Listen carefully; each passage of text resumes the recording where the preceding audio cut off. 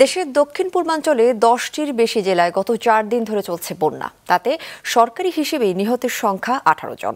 বন্যা কবলিত এলাকায় পানিবন্দী হয়ে আছে 50 লাখেরও বেশি মানুষ। তবে গতকাল থেকে বৃষ্টি কমে আসায় ধীর গতিতে কমছে পানি, যদিও নতুন কয়েকটি এলাকা প্লাবিত হয়েছে। ডেস্ক রিপোর্টে বিস্তারিত। এবারের বন্যায় সবচেয়ে বেশি ক্ষতিগ্রস্ত জেলার একটি ফেনী। জেলার পশুরাম ও ফুলগাজী থেকে পানি অনেকটা নেমে গেছে। শহর থেকে ধীরগতিতে নামছে পানি, যদিও এখনও তলিয়ে আছে বাড়িঘর ও পাকা বাড়ির নিচতলা। শহরের সড়কগুলোতে বুক সমান পানি আছে, কোথাও কোথাও আরও বেশি। কিছু এলাকা থেকে পানি নামলেও প্লাবিত হচ্ছে নতুন নতুন এলাকা। উদ্ধারের আকুতি জানিয়েছে বন্যা কবলিত মানুষ। রয়েছে খাবার ও বিশুদ্ধ পানির তীব্র সংকট।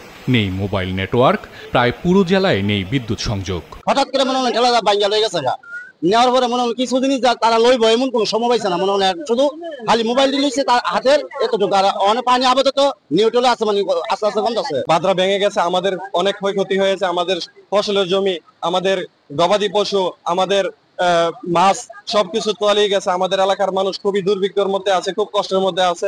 ঢাকা চট্টগ্রাম মহাসড়কের ফেনীর লালপুর থেকে চট্টগ্রামের বারুইয়ার হাট পর্যন্ত এখনো কোমর পানি আছে। মহাসড়কে তৃতীয় দিনের মতো যান চলাচল বন্ধ। ফেনীর লেমুয়া ব্রিজ ঝুঁকিতে রয়েছে বলে জানা গেছে। যে কোনো মুহূর্তে বড় ধরনের দুর্ঘটনার আশঙ্কা রয়েছে। 3 দিন ধরে বন্ধ আছে রেল চলাচলও। এই যে ব্রিজটা দেখতেছেন, ব্রিজটার গোড়াটার মধ্যে এই পানির ধাক্কায় মাটি সরে গেছে, ওয়াল ভেঙে গেছে, যার ফলে আমাদের এই যে জায়গাটা আছে পিছনে, এইটার কারণে এই ব্রিজটা আজকে ক্ষতিগ্রস্ত। 2004 সালের বন্যার পর আর এই পানি আর এদিক দিয়ে আসে না আসার কারণে এদিক দিয়ে বাড়ি ঘরগুলো একটু এদিকে খালের মধ্যে চলে আসছে আর কি। তো খালের মধ্যে খালটা দখল হয়ে গেছে।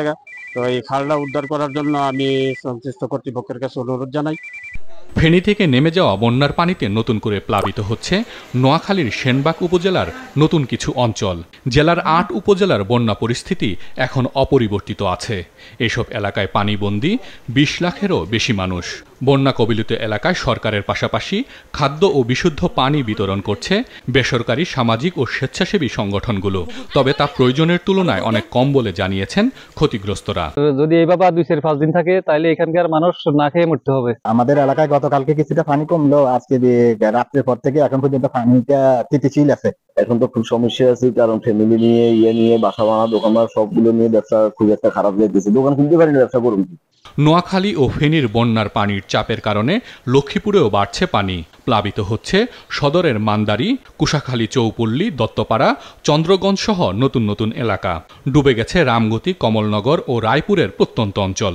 আশ্রয়কেন্দ্রে আশ্রয় নিচ্ছে বন্যা দুর্গতরা। এদিকে ব্রাহ্মণবাড়িয়ার আখাউড়া উপজেলার গাজীবাজার, মোগরা, মণিয়ন্দ সহ বিভিন্ন গ্রামে কমতে শুরু করেছে বন্যার পানি। পানি উন্নয়ন বোর্ড জানিয়েছে গত রাত থেকে হাওড়া নদীর পানি 9 সেন্টিমিটার কমেছে। তবে আখাউড়া ও কসবার 60টিরও বেশি গ্রামের মানুষ এখনও পানিবন্দী।